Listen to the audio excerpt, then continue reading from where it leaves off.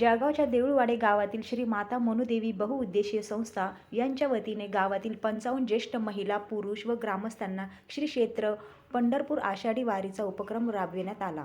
वारकरी परंपरेचे जतन, अध्यात्माची जोपासना आणि ज्येष्ठ नागरिकांना विठ्ठल रखुमाईच्या दर्शनाची संधी उपलब्ध करून देण्याच्या उद्देशाने या वारीचे आयोजन करण्यात आले आहे।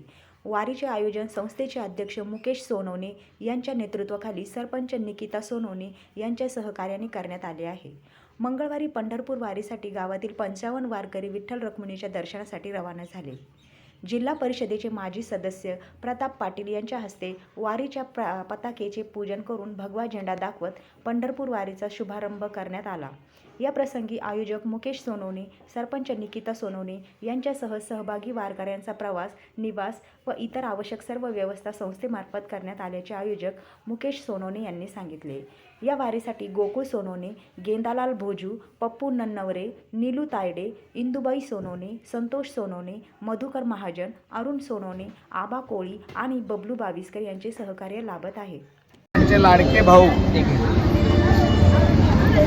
आज आमचे सर्वांचे लाडके भाऊ गुलाब भाऊ पाटील राज्याचे पाणी पुरवठा तथा स्वच्छता आणि जळगावचे पालकमंत्री यांच्या प्रेरणेने हे भाऊंनी सुरुवात केली की गोरगरिबांना विठ्ठलाचं दर्शन कसं एकादशीच्या दिवशी व्हावं आणि गोरगरिबांना कसा परमेश्वराचा लाभ मिळवतो, संगती कशी मिळवता यावी यासाठी भाऊंनी केलेले अहोरात्र प्रयत्न आणि त्यांच्या प्रेरणेतून घेतलेला छोटा प्रताप भाऊ पाटील यांच्या सहकार्याने हा वाटा आमच्या देऊळवाडा नगरीमधले माया बहिणी, बंधू भगिनी त्यांना आज 55 लोक पंढरीनाथाच्या दर्शनासाठी आज भाऊंच्या प्रेरणेने, भाऊंच्या सहकार्याने, प्रताप भाऊंच्या सहकार्याने आज आपण पंढरीला पाठवतो आहे। आमची श्री माता मनुदेवी बहुउद्देशीय संस्था जी NGO आहे, या माध्यमातून आम्ही काम करत असतो।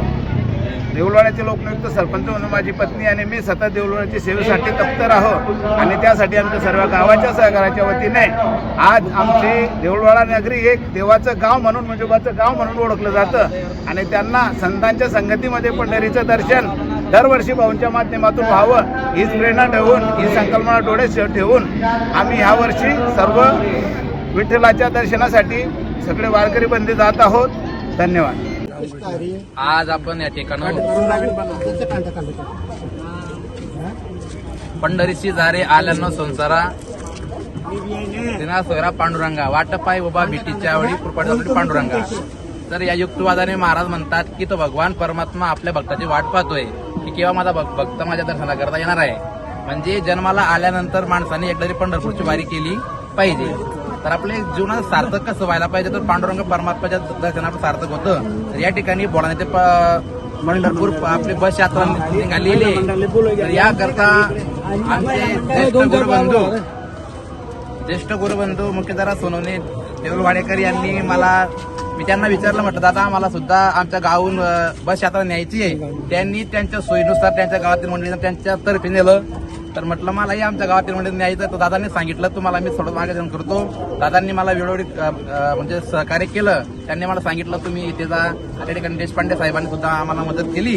तर मी सर्वांचं या ठिकाणी ऋणी आहे आणि भगवान परमात्मा अशीच आपली पंढरपूरची वारी नेहमी घडो ही सर्वांना विनंती।